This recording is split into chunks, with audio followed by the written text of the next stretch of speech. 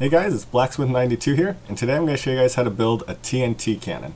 Now what you're going to need for this build is a block, TNT, a bucket of water, buttons, redstone repeaters, and that's about it.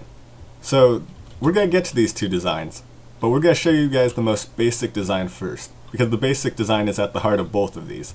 So what you're going to do is you're going to start off with your block. You're going to need more than 8. I'm in creative mode right now. So you'll need probably at least a stack. But this is still pretty simple to do in survival mode. What you're going to do is you're going to build a line across. They're all going to be about the same length so that you can see the performance of each one.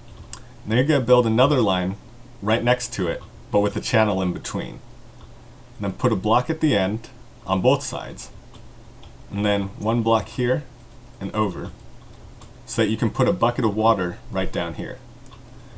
Now you want this block here in part so that the water doesn't flow over the edge and create a mess everywhere. And then you're going to take these blocks, you're going to put them down, leave this space open, because that's where you're going to put a TNT when you want to arm it. And for this most basic design, you put redstone all the way down on one side, and then on the other side, do not put a piece at the very end.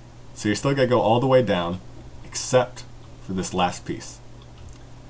And then you put a button, so that you can light up both sides. There we go. Put down your TNT.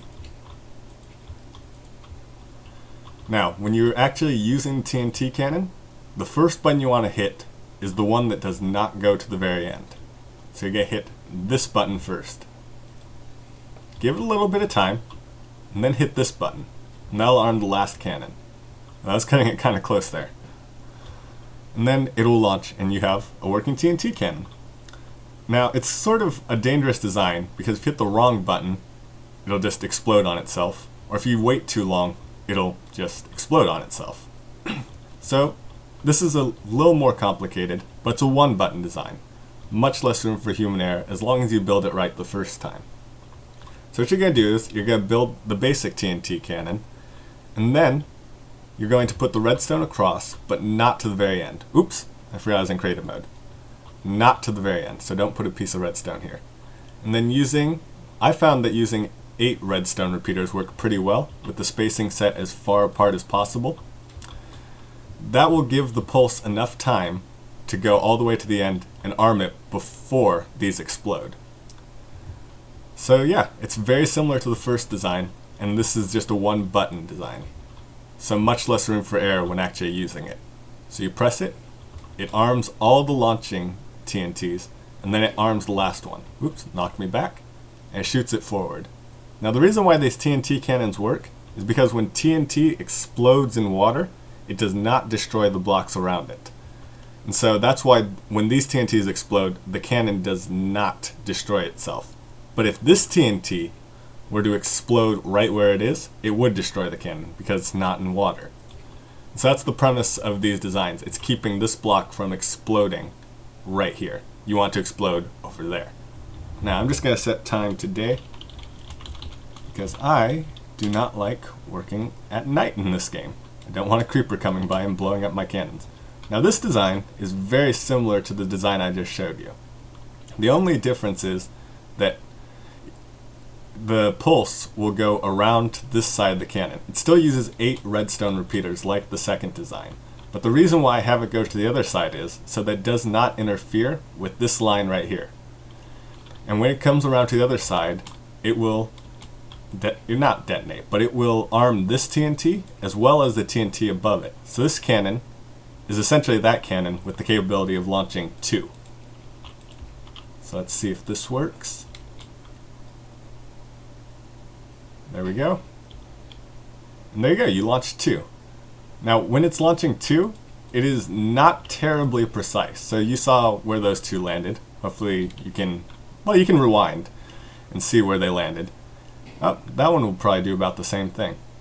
I want to show you guys when they launch differently, because this cannon I found to be much less precise than the other 2. Here we go, this one will launch differently. So there we go. So that second one tends to be more of a wild card. Now I'm going to show you why, even though this most basic design, while it works, is not the greatest design. So we're going to make the most common error with this cannon. We're going to hit the wrong button. So you want to hit this button first. If you hit this button first, you've armed them all at once. And you just destroyed the darn thing. So that's the most common mistake with this one. And as you can see, the cannon is not reusable. Whereas if you use the cannon properly and you design it right, it can be used as many times as you want. Now, the only really complicated crafting part of building the TNT cannon is actually making the redstone repeater. The redstone you just get from mining. The stone, you just have to cook cobblestone. The block, get whatever block you want. And the button is just a piece of wood crafted. There you go, you see you got a button. Now for the redstone repeater, you just put a redstone torch in these two slots, piece of redstone in the middle, and then smooth stone along the bottom. And there you go. You have a redstone repeater. And that is how you make a TNT cannon. Now there are many other, I'm sure there are many other ways to build a TNT cannon, but these are 3 designs that I particularly like to use. I hope this was helpful, and I hope you liked the video.